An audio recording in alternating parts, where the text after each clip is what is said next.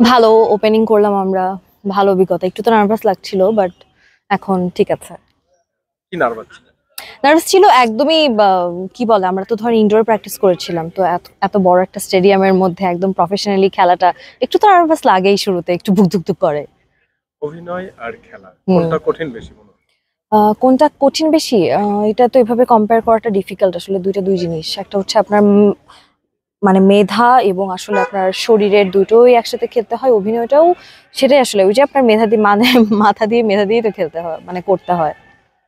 বল করেছেন? বল করিনি, ব্যাটিং করেছি। ব্যাটিং কেমন? ব্যাটিং করেছি ভালোই, একটা 4 মারতে পেরেছি, তো আলহামদুলিল্লাহ বলবো। একটা 4 মেরেছেন। জি। অনুভূতি কেমন ছিল 4 মারার পর? 4 মারার পর অনুভূতি হ্যাঁ। ভালো।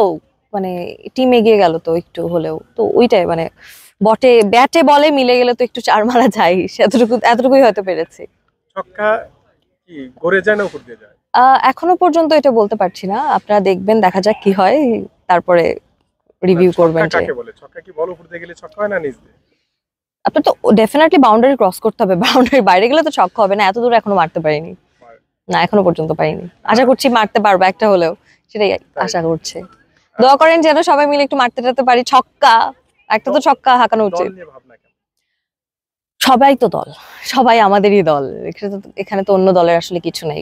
তো যে যেটাতে খেলছি আসলে ফাইন, এটা তো মজাই তো লাগছে। 4 মেরেছেন কার বলে মনে আছে? কার বলে?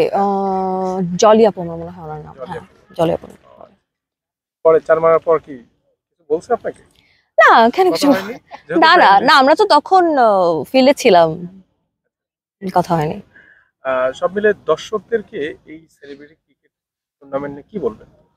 আমরা আসলে সবাইকে উৎসাহ দেওয়ার জন্যই খেলছি, বা খেলাটা মজার একটা ব্যাপার, মজা করে করে খেলছি।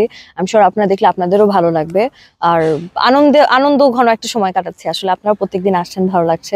আমি শিওর দর্শকরা আমাদেরকে প্রত্যেকদিন একটু একটু করে দেখতে পাবেন। কালকে থেকে আমাদের টুর্নামেন্টটা শুরু হতে যাচ্ছে, সবাই দেখবেন, দোয়া করবেন আর সাথে থাকবেন। আমার প্রিয় খেলোয়াড় মাশরাফি বিন মুর্তজা। মাশরাফি বিন মুর্তজা। জি। এখন বর্তমান যারা খেলছে হুম তাদের হুম হুম। মধ্যে কেউ আছে? তাদের মধ্যে আসলে এখনো মানে ওনারা তো মাত্রই আসলে খেলা থেকে বিরতি নিলেন, আমি বলবো যে সাকিব আল হাসান পছন্দের ছিলেন। তো এখনো পর্যন্ত আর ওরকম করে দেখা হয়নি, দেখে হয়তো বা আগামীতে বলতে পারবো।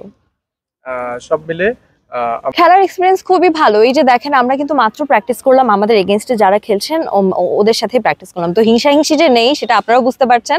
না হলে তো খেলার একটু আগে আমরা আসলে প্র্যাকটিসটা করতাম না, আমরা তো জেনে গেলেন আমরা কে আসলে কার এগেনস্টে কেমন খেলবো।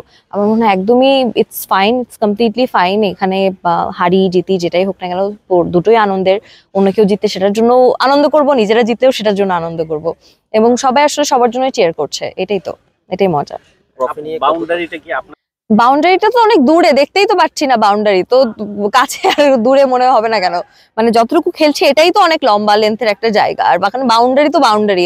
যে এখান থেকে আমাদেরকে দেখতে পিচ্চি লিলিপুটের মতো লাগে দেখতে, তো ওইখান থেকে আমাদের চোখে বাউন্ডারি চোখে পড়ে না আসলে। না, এত বড় বাউন্ডারি ইনশাল্লাহ রাখতে পারবো, আমি পারি, একজন পারুক। এই বাউন্ডারিটা তো জাতীয় দলের ক্রিকেটারদের, হ্যাঁ, যেহেতু মারতে পেরেছি 6-এর তো একটা আশা করতে পারি। জাতীয় দলের সাথে তুলনা করলে তো আসলে হবে না, কিন্তু আমরা আমাদের চেষ্টা রাখবো এখন যতটুকু বল যায়, এই তো।